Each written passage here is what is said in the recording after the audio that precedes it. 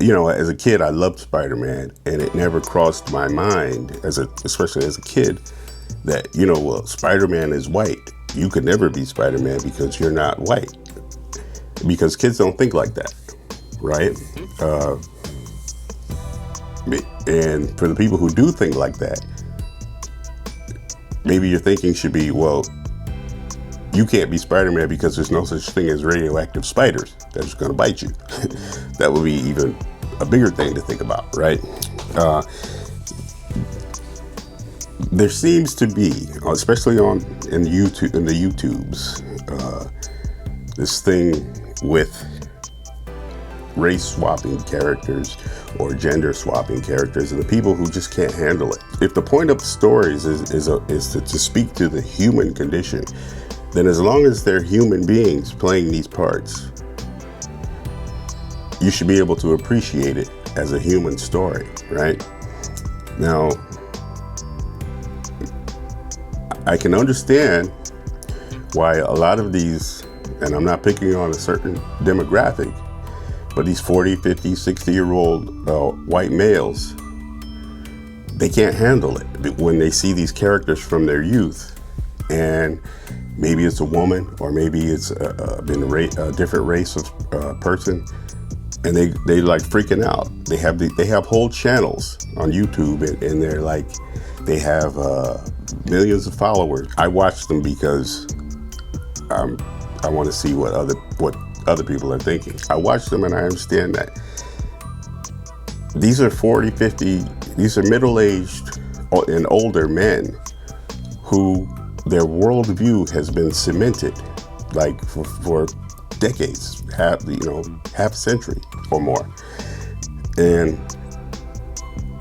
it has never been challenged. They've never had to use their imagination and look at a character that didn't look like them and say, well, I can see this character's humanity and I can see the similar humanity in me, regardless of race. They've never done that in their lives, or they've never had to, or never been forced to, because everything in this society has been set up for white males. It's always been geared toward them. Like when they went to see Star Wars, Luke Skywalker was for them. It was like they never had to imagine, themselves as Lando Calrissian, right? They just, everything while during their formative years was always geared toward them. So they never built that frame of reference or that ability to say, race is over here, humanity is over here, and I can relate to this character based on their humanity. And so trying to ask them to do that as 40, 50-year-old men, and they don't have the framework, their worldview, their mental makeup doesn't even have the framework to understand that mindset. So that's why they're all like, they like freak out. They're like, I don't understand, why are they race swapping? Because they don't, and it's not their fault. It's the fact that the world that they grew up in was so limited. Whereas women and other minorities, when we went to see Luke Skywalker, we knew he didn't look like us, but we could use our imagination and just connect with him on a human level and go along for the fantasy ride. And that's something that, well, if you read the book The Souls of Black Folk, I think it is. Yeah, I think that's it. By Du Bois, right? With the whole idea of the second-sightedness, the gift of second-sightedness, where you're able to look at yourself through other people's eyes. And a lot of people, the fact that it's normal for a lot of us to do that, so we can step into and out of other people, so to speak, kind of the second sight, right? Whereas people who have only seen the world through their own eyes, they don't have that, and they don't even have the framework to understand it. And that's so you can't. I mean, you can get angry with them, but they don't even have. They've never had those formative experiences as kids, where it's like, okay, now it's your turn to imagine yourself as something that doesn't look like you, where you strip away the race or the gender and you just focus on the humanity. They a lot of them are lacking those experiences in their formative years. Now, as kids, when it happens to children, they adapt like that because they're children. Their worldview has only been, it's still forming, right? Now, when we get these 40, 50, 60-year-old men and say, adjust your worldview, they can't do it. It doesn't even compute. It's like they don't have the framework. They're like, the world doesn't revolve around white males. What are you talking about? They don't even have. It would be unfair to try to explain it to them because they don't have the parameters to understand it. But, and it's not all of them, obviously. But some of the bigger ones that are like on YouTube and stuff, you can hear it when you listen to them. It's like they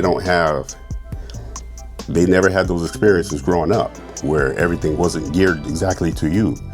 And so now as adults, they just can't expand, you know.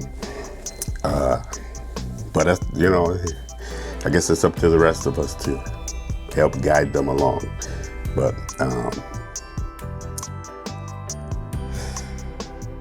so like with the recent Christopher Nolan movie, The Odyssey, and I think what Christopher Nolan was doing, because he strikes me as someone who's able to like move beyond and look at humanity and connect on a human level as opposed to go past race.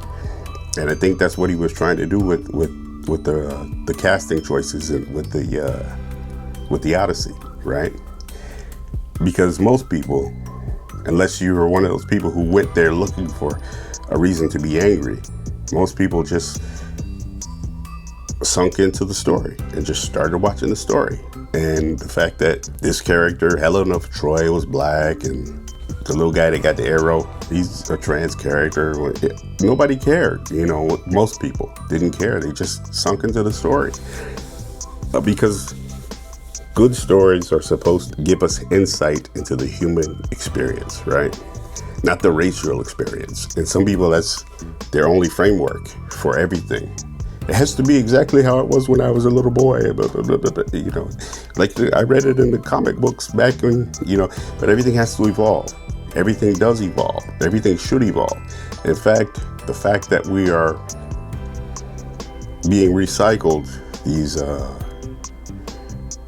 these same comic book stories and comic book heroes, they're trying to keep us from evolving.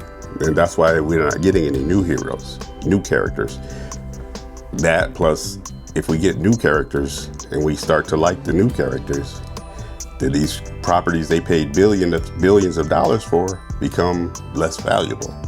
So they pretend that these are the only characters that exist, and they have to be exactly the way you remember them. And we can't evolve as, you know, but every generation should have their own heroes and characters, and because we all go through different stages in history. So, but we're all stuck doing the same stories over and over with the same characters. Well, this time, this person's wearing the Batman mask. Now it's this person, but it's just the same. Because they don't want us to move to the next evolution, because the next step, the same people who are in power might not be in power. And so they're just holding on real tight, like just keep everything the same because we don't know what's next and we're afraid of what's next. This episode is brought to you by Darius Loves. It's a short story available on Amazon and Spotify. Check it out and leave a review.